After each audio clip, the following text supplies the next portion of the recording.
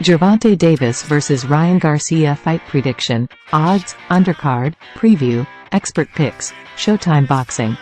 In the notoriously risk-averse sport of boxing, fights like Saturday's clash between young superstars Ryan Garcia and Gervonta "Tank" Davis are a rarity. To the credit of both men, they forced the issue to make the fight happen, overcoming significant hurdles involving the politics that normally derail such contests. The two are set to throw down on Saturday night in Las Vegas live on Showtime PPV. The fight features Davis's tremendous technical skills and brutal knockout power being matched with Garcia's long reach and blistering hand speed. It's a massive risk for both men to face a bitter rival while still relatively early in their careers, but those risks can pay off in raising the profile of both men. All he talks about is that one punch. "I only need one too. I touch that jaw and I'm telling you, you're going to sleep. I'll probably break your jaw," Davis said at the final press conference. "We're here. Enough with the talking. I'm ready to get down and dirty. I'm from Baltimore City and you'll see how we turn it come Saturday. See y'all then. He's gonna feel me for sure. I am what I say I am. I'm that guy. I didn't get all the way here for no reason. I put the work in and I got those guys out of there. He's gonna see it come Saturday night for sure." And Davis and Garcia already hold status as among the most popular fighters in the sport, having cultivated followings through both in-ring performances and strong social media presences. All these factors combine for an intriguing fight that will draw significantly more attention than almost any other possible bout in the sport. Can't get enough boxing and MMA? Get the latest in the world of combat sports from two of the best in the business. Subscribe to Morning Combat with Luke Thomas and Brian Campbell for the best analysis and in-depth news, including a complete preview of Davis vs Garcia live from Las Vegas below. The undercard in Las Vegas is loaded up with interesting matchups before we get to the main event. Secondary WBA super middleweight champion David Morrell is back in action when he takes on late replacement Yamaguchi Falcao in the co-main event. Morrell is hoping to earn his shot at Canelo Alvarez and the undisputed crown at 168 pounds if he continues to win. Plus, a rematch is set for the main card when veteran Gabriel Rosado takes on Bektemir Melikuziev at super middleweight. Rosado scored one of the biggest upsets of 2021 when he shockingly stopped Melikuziev.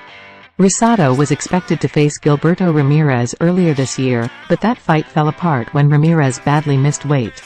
With so much happening on Saturday night, let's take a closer look at the full fight card with the latest odds from Caesars Sportsbook before we get to our staff predictions and picks for the PPV portion of the festivities. Campbell: Garcia's speed and length should give Davis enough pause early and allow King Ryan a chance to build an early lead by boxing. But few boxers today are better at patiently acquiring data than Davis before systematically breaking down their opponents late. While it's hard to tell, exactly, whether whispers of a suspect chin for Garcia are true, Davis is too accurate and powerful to not make him pay for any key mistakes late. Unless Garcia chooses to risk it all and go for an early knockout, a late stoppage for the more experienced and well-rounded Davis feels inevitable. Davis via KO9. Brookhouse: Davis is a tremendous fighter and his power is nearly unrivaled on a pound-for-pound scale. He does find himself passive early in fights though, allowing men like Rolly Romero to take early rounds despite Davis being the better boxer in those bouts.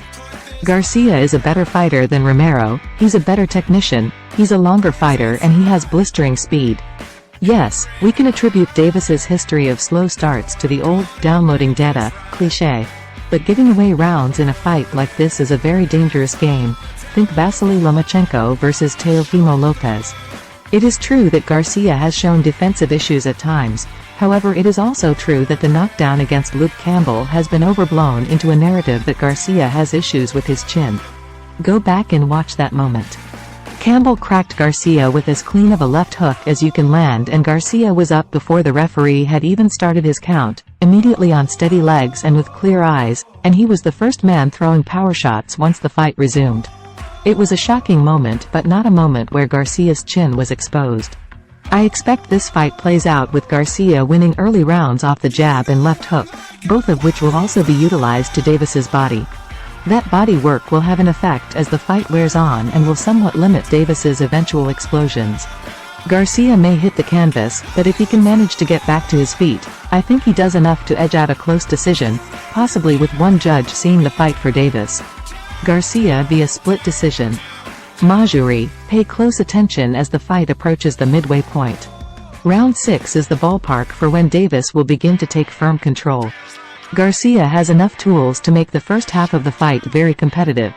Length, speed and co-power that is underappreciated when measured against a fighter of Davis's caliber.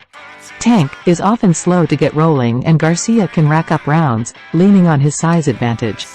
It is Davis's defensive strengths that will carry him late into the fight, where he will capitalize on reads and his opponent's errors. Garcia's fight with Luke Campbell exposed Garcia's tendency to stand upright with his chin wide open. If Garcia is not perfect, Tank will eventually find his way into range and land a bazooka of a punch. Unfortunately, no one is perfect. Davis via KO 8.